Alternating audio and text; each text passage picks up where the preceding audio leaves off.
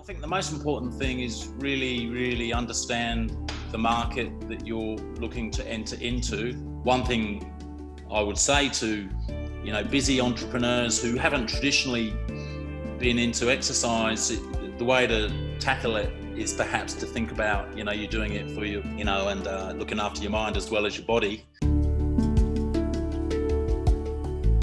Hi everyone, good evening. So welcome to the new episode of Live Sattviko Talks. Today we have Mr. David Burns from Australia with us. Hi David, good evening. How are you? Wow, very well, thank you. Thanks for having me. Awesome. So thank you so much for accepting our invitation and happy to have you on this session. Really appreciate it. Great to be here. Awesome. So viewers, I'll introduce quickly David to you all and then we can accordingly take the session forward.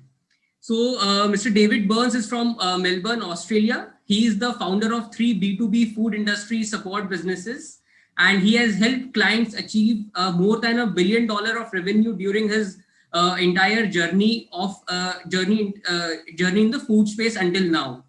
So he became an entrepreneur at the age of 12 and has helped hundreds of entrepreneurs setting up businesses in Australia and other parts of the world.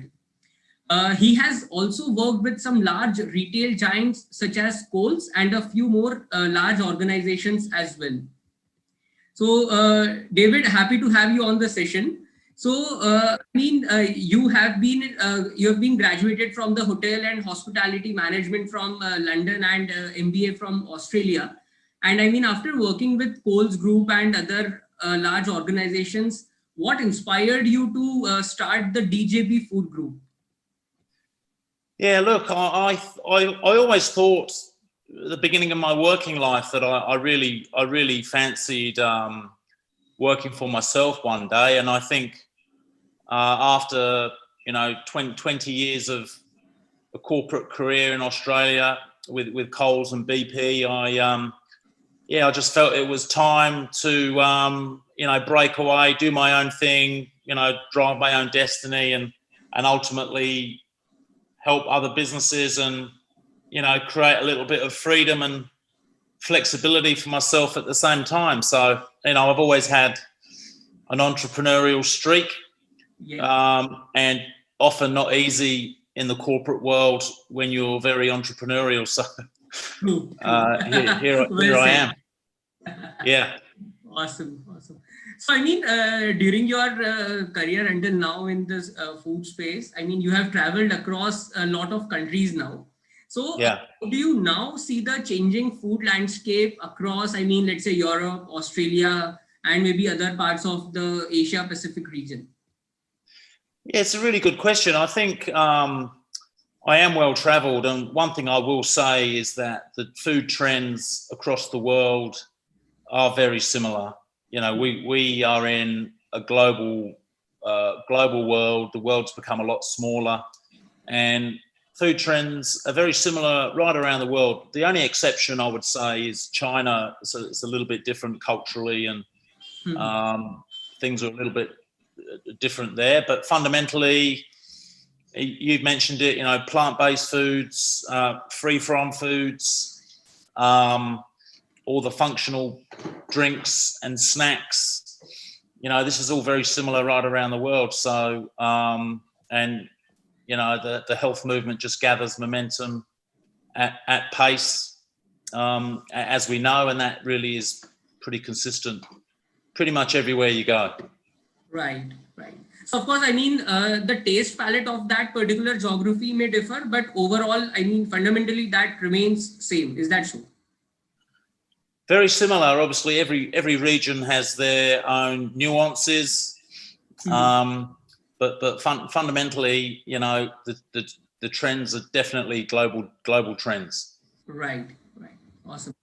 So, being the founder of DJB Food Group, you have built it from scratch. So, where do you really see your group in the next 5 years? We're just about to launch a digital platform and a mobile application, which essentially takes a lot of what we've been doing over the last 5 years and totally digitalizes it, because, as you know, all the trade shows around the world have been cancelled, and it's very difficult to network, and it's very difficult to get new lines ranged face to face. So we've done a lot of work over the last 12 months. In fact, I've had the mobile app developed in India, actually. Yeah. So yeah, I'll be able to tell you more about that over the next few weeks. So that'll start to, dominate managing this digital platform will dominate what I do sort of moving forward over the next 6 to 12 months, I think. Awesome. That's great to know. So, I mean, you have worked with various entrepreneurs from various parts of the globe. So, I mean, if you were to advise maybe some Indian brands who wish to now compete with a couple of, let's say, brands on the international platforms. So, I mean, what advice would you like to give such upcoming brands? Yeah, it's a really good question. I think the most important thing is really understand the market that you're looking to enter into, and really understand the consumers in that region intimately. And the third thing I'd say is, have a look at some of the very successful startup brands that have been successful over the last 5 or 10 years. So, have a look at a brand that was recently acquired by Mondelez. The brand's called Grenade. Started off as a snacking brand, and it's just a really good example of not only from the product point of view, but the branding and the packaging and the positioning, which is all about military training and really getting into that gym world. And it's brilliantly done, and they'd only been going for 10 years. So, and kombucha, Remedy Kombucha in Australia was also sold out to a multinational. So, that was really really sort of revisiting gut health in a serious way, and sugar reduction. So it was easy to understand, and the marketing was very, very good. But fundamentally, really understand where the gaps are in these markets, and it's not just about the product; it's also about the brand and the packaging and everything else that goes with it as well. Yeah, and it's not always the biggest opportunities in the biggest markets. Obviously, the US is huge, but there's also really, really interesting developing markets like Vietnam, for example, where there's a rising middle class of 30 or 40 million, and all the trends you see in Melbourne or Sydney or London, they're all happening in Vietnam as well. Right. No one talks too much about Vietnam though. Yeah. Right. Great. So my next question is more towards your, personal thing. So if I were to ask your 2 long-term goals, maybe personal or professional, so what would they be? Yeah, good question. I think professionally, I really love helping businesses, and really being able to make a difference to brands and individuals and businesses, and really having a strong sense of purpose in that regard. And on the personal front, I think it's family and health, personal health, and family health. Yeah, for sure. Right. So, we are looking at the opportunities of health foods, in the post-COVID era. So, going forward, what opportunities do you really see for the plant-based foods globally? Well, it's really plant-based foods and veganism. It's really become mainstream almost, hasn't it? And I think what will happen in the next generation, it will become evident that there's a link to longevity and consuming plant-based foods. I'm not sure if you've heard of a movement called the Blue Zones. Yeah. So the Blue Zones are where 10 regions of the world where people for centuries have lived the longest, and there's 9 different elements to the Blue Zones, but one of them is plant-based eating. Yes. So that, you could argue that evidence is partially already there. And look, I think alternatives to anything. I mean, it's just a matter of, I mean, there's alternatives to almost everything now, right? Milk, butter, cheese, eggs, meat, all the dairy alternatives. It just goes on and on and on. So it's a matter of what else can you create a plant-based alternative for that hasn't been done yet, right. with great branding. So it's still a big opportunity. But the trick now is to find that gap, yeah. Right. So I think, based on your experience also in the past and the kind of consultancy also which you provide to the upcoming brands and the global brands, I think you have focused a lot on packaging, right? To have a particular brand look more visible on the global platform. So maybe you can throw some light on how important is the packaging thing in the overall context. Yeah, look, I think it's, from a brand point of view, it's arguably the most important thing. Mm-hmm. And it's a very interesting question, because what has happened is, what may have stood out on the shelf a year or 2 or 3 years ago is maybe different to what that needs to be today. So, for example, full block colour was very in vogue 3 or 4 years ago. And then everybody started getting into full block colour, so therefore, doesn't stand out as much now. Yeah. So I think this is ongoing question around, a nice packaging design is exactly that. It's a nice packaging design, but I think brands and designers need to also start thinking about a packaging design that is absolutely going to stand out. It's a great design, but it's also going to stand out on the shelf. Yeah, very important. Right. So, I know you, David, you are a fitness enthusiast. So, how important is fitness for an entrepreneur? And maybe if you can advise young entrepreneurs who are now into entrepreneurship, and maybe some tips for them in terms of how important is yoga and exercise for them.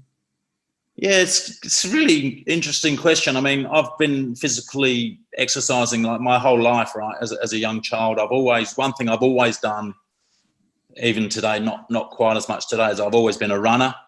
But I'm a bit bigger now, so that's not as easy.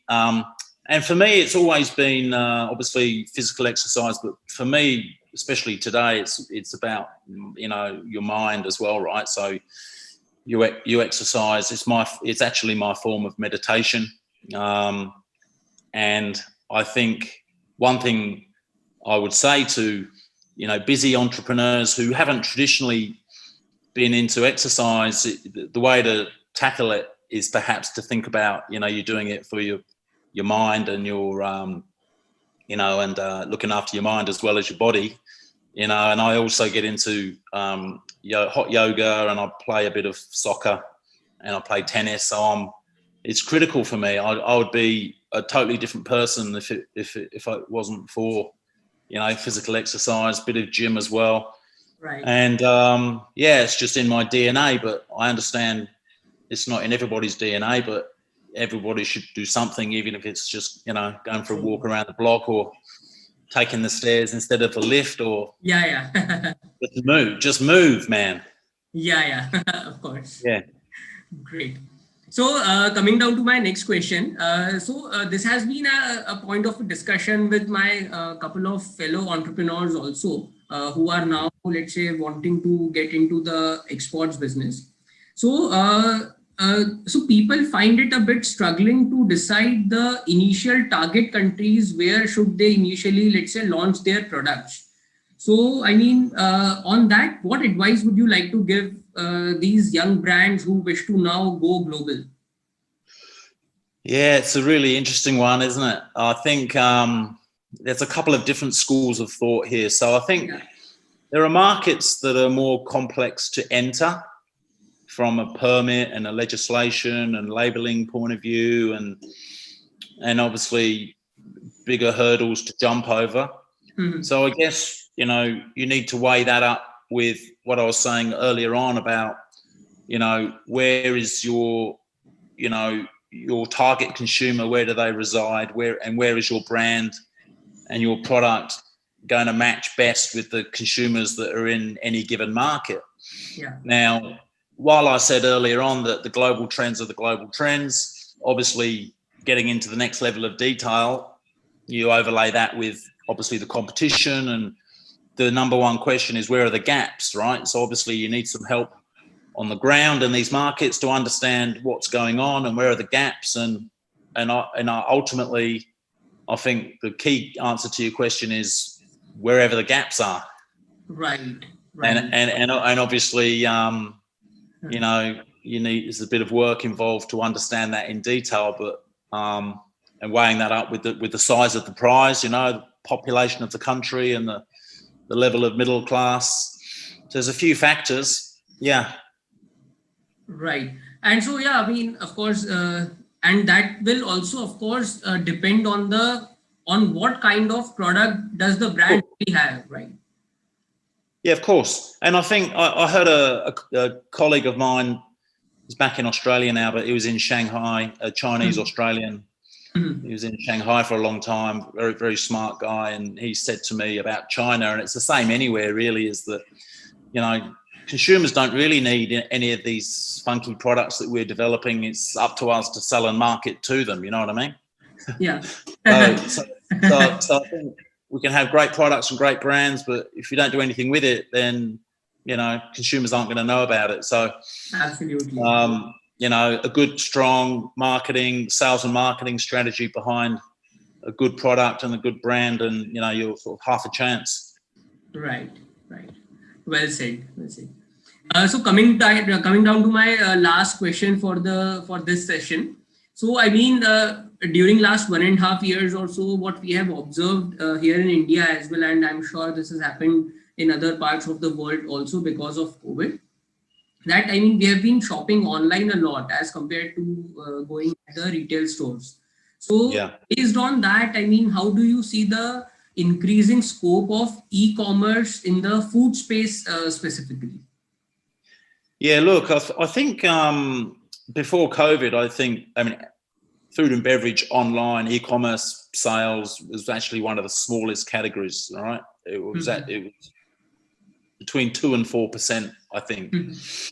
And yeah, you're right. That has been amazing. I think in Australia anyway, I think it's somewhere between 7 and 10% now. Wow. And I think the big question is, once the so-called normal arrives, if that ever arrives again, how much of that increase will go back to bricks and mortar? And I think it's largely driven by the service levels, to be honest with you. I think, you know, if the e-commerce service levels are good and consumers are getting what they need when they need it, and it's convenient, obviously, why would they go back? And having said that, I think there's a big shift to a bit of both. I think, you know, the big shops might be online and the top-ups are in bricks and mortar as they drive past, but it's definitely going to grow. The question will be, you know, how big? I mean, there's always going to be bricks and mortar retail stores, you know, because a lot of people just love the experience of walking the aisles, like me, for example. So I can't ever see bricks and mortar retailing disappearing in the food space, but it will certainly grow exponentially over the next, you know, 2 to 5 years, I would suggest. Right. Awesome. So thank you so much. I mean, these answers were pretty insightful, and I'm sure these would be really helpful for all those brands who wish to now go global, and not only from India, but from other parts of the world as well. And I mean, the kind of experience which you have gained in your entire career until now has been, I mean, phenomenal. And I'm sure that, I mean, you'll continue to help entrepreneurs going global. So yeah, let's hope so, for sure. Thank you.